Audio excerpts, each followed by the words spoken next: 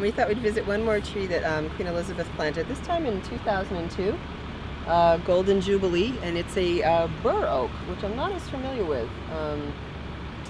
Anyways, right next to the tree of her father.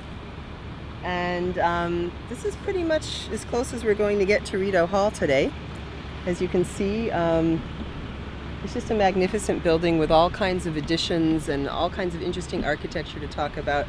The other day when I was over here, there were a couple of women dressed with like almost yellow fireman's pants, and they had these knee pads on, and they were hand weeding these trees over here underneath the trees. And we were going to try to catch up with them today, but they've already left for the day. And so you can see it was actually that tree over there. They did all the hand weeding. Never pesticides here, and it was really kind of cool to watch that. It's a good practice. Certainly one way to avoid the weeds is just to put down a mulch. So this is the entrance way to the rose garden, which has a lot of sculpture and roses in it, and it marks the 125th anniversary of Confederation. And it is inspired, it says, by the themes of migration of the people from around the world to Canada, and it's a little hard to read, and the development of our governing institutions for more than 3 centuries. It's a long time.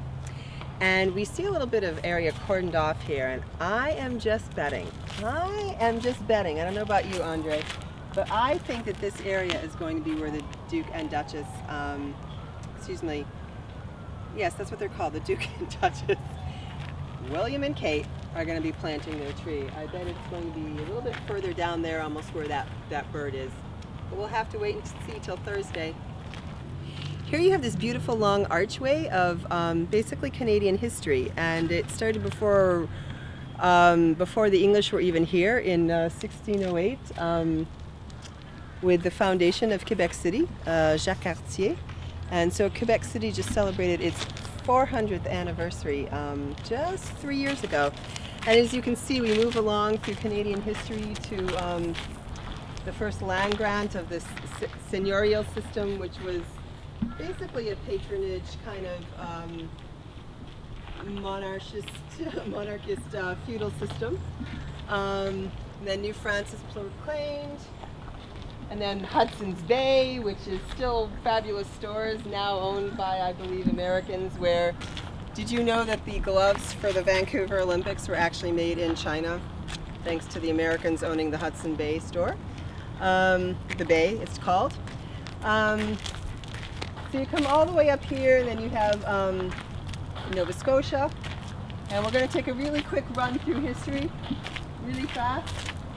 Through the Quebec Act, and the convocation of the New Brunswick Assembly. Whoops!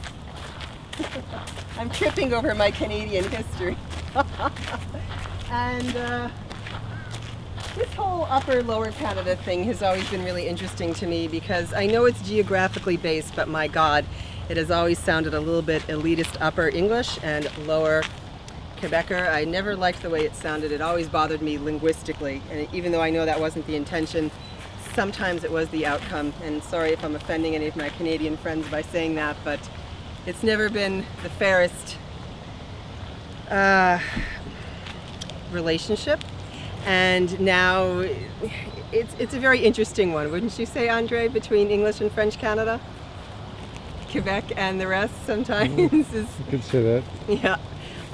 That's how sometimes the English feel, and it's a very interesting relationship, and there's so many deeper issues, familial, ancestral, political issues, so we're not going to go into that too much. But in 1842 you had the boundary between Maine and New Brunswick defined, and we have Ottawa in 1857 chosen as the seat of the government.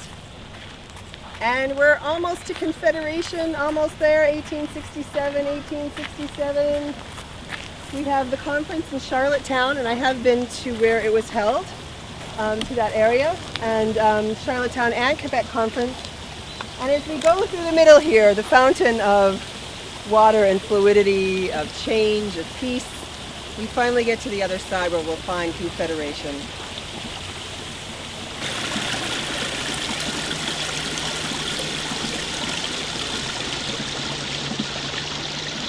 So one of my favorite things about the Confederation of Canada is that it was, as my Canadian friends say, a process. It wasn't like the American Revolution, boom, there you go, war, tear people apart, there it happens.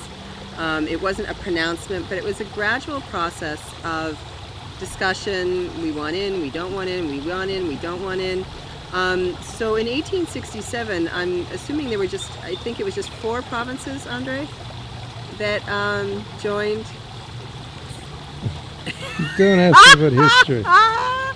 So it was Quebec and Ontario, and well, we'll find out the answers, but what I can tell you is that Manitoba was in 1870, British Columbia was in 1871, and my favorite is that PEI, Prince Edward Island, where the darn meeting was held in Charlottetown, didn't join up until 1873. And then the rest of the provinces sort of followed. But that's what I really like about Canada, is it's sort of this sort of fluid experiment. Well, maybe we'll sort of see how this little Canadian experiment is going. And it's been really interesting, I'm sure, for those of you who really studied history, to watch Canada evolve as a nation from its earliest foundations as a First Nations peoples through to the French North American history with Jacques Cartier and Samuel de Champlain and all the wonderful people who made that history, Frontenac and the one with the grey nuns, whose name I can't, Jean Mance, and all these people who became part of French Canadian history. And then the influence of the Scottish people that came, the sad leaving of the Acadians, which was really deeply felt, painful part of Canadian history. And then their return, a couple hundred years later. The Irish immigrants who founded Newfoundland, and Newfoundland was its own nation. The First Nations people through British Columbia, and every part of Canada, but especially in British Columbia, the Northwestern Territories and the Yukon, and all the later immigrants of the people from Asian backgrounds, Indian backgrounds. Toronto's the most multicultural multicultural city in the world. 162 languages spoken. French and English being the 2 official languages. So, hello, hello. So Canada really is an incredible country, and this place, Ottawa, and this garden, this rose garden, really plays an incredible tribute to that wonderfulness of Canadian history, and I really appreciate it as a hopefully new Canadian citizen within the next few years.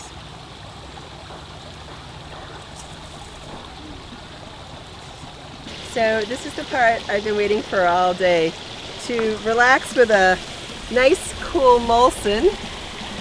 Get it? Molson? See, Molson foundation. And to dip my feet, hope I don't get into trouble for this, into the nice cool waters of, oh yeah, that's awesome, of this fountain.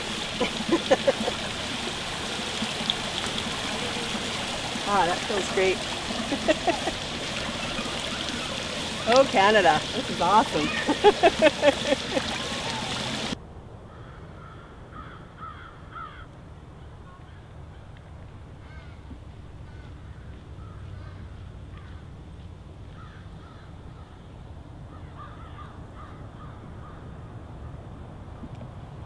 So in the somewhat slang of the 2 official languages, à la prochaine, and see you later from Rideau Hall in beautiful, somewhat sunny Ottawa, and pesticide free as well.